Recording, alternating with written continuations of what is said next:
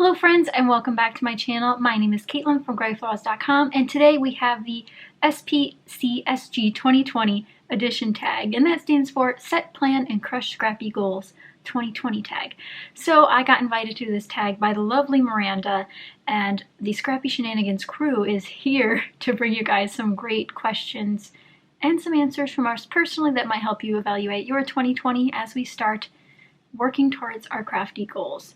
So there's 10 questions looking back, some at 2019 and then some ahead at 2020. So I hope you guys enjoy my questions right here, and let's get started. Number one is, what was your favorite item you used in 2019? This one took me a long time to think about because I had a lot of favorites. I actually do a monthly video for my favorites for every month. So I kind of looked back at it and I figured the one that stood out the most, the one that was the big grand, I used it so much, and it was a really hard decision, but it was my Maggie Holmes sticker book. Applause. A great sticker book. I cannot believe I have actually finished up quite a bit of that sticker book, and I plan on using it more. Another close second was the Spring Market collection from Cartabella. I pretty much killed that kit minus the 12 by 12 sticker sheet that has a couple stickers left, but that was a close second. But my sticker books, they always win. Number two is, what new item did you use in 2019, and did you like it or not like it?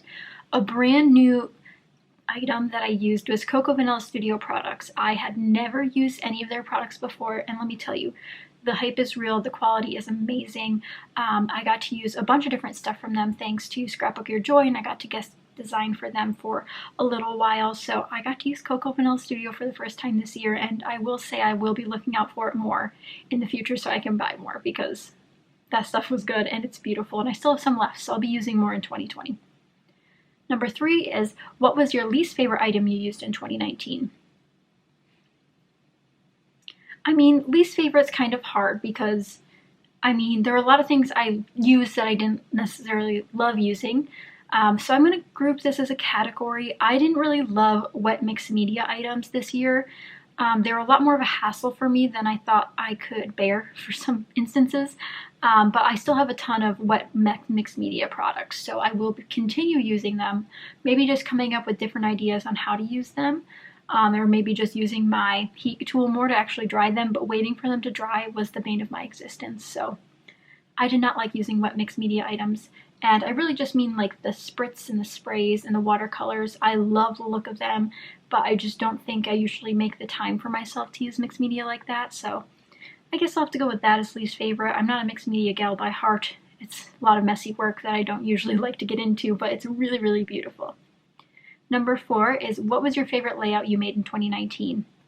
I actually do pick out a layout every month of the favorites I made, and I will try to insert a picture here of the one I'm currently talking about, but it used the Spring Market collection. It was so much fun to work with, and this was one of the most personal layouts I made the entire year. It was about flowers that I brought to my mom at the cemetery, at her grave, so it was just a really hard layout for me to make, but it was also very beautiful. It was fitting, it was therapeutic too, so there's a little screenshot there of what it was and what it looked like. So then we have number five. What was your favorite collection and or designer for 2019? So I decided to put my favorite collection as the Spring Market collection. That was one of a few collections I worked with this year. I normally never get a full collection kit or like buy all the pieces of a collection, so I only had a few options in terms of full collections that I could choose from, but Spring Market was definitely a huge inspiration. I really went through that kit so hard that month. Again, I've used all the papers from it. I think I have a few scraps left maybe, but that was a really, really great kit for me. So now the last five questions are looking forward into 2020.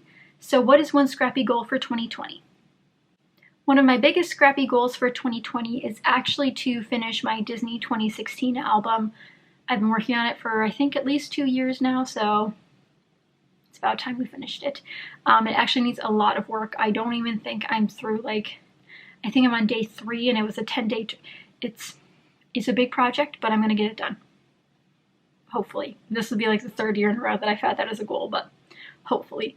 What item would you like to use more in 2020? I think something that I sort of neglected, and not terribly neglected, but I mean, I didn't feature them as much as I normally do in my scrapbook layouts or my 6x6 paper pads. I do use them on pretty much every layout, but they're usually just not big elements. They're usually like maybe one strip, maybe two, maybe a couple photo layers, but really highlighting the small patterns.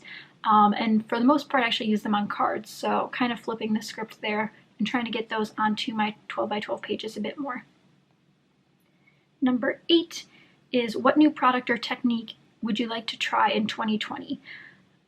So I just got the fuse tool for Christmas, so I'm going to be doing a ton more shakers and sequins and glitter, and that is something I'm really looking forward to because I have a boatload of sequins here that I would really love to use in more unique ways, because I love making interactive components into my albums. Like doing little shakers would be really, really nice, great way to add something new, and incorporating the glitters that I have would be really fun, so really looking forward to using my fuse tool. And then number 9 is, how many layouts would you like to set for yourself, either yearly or monthly?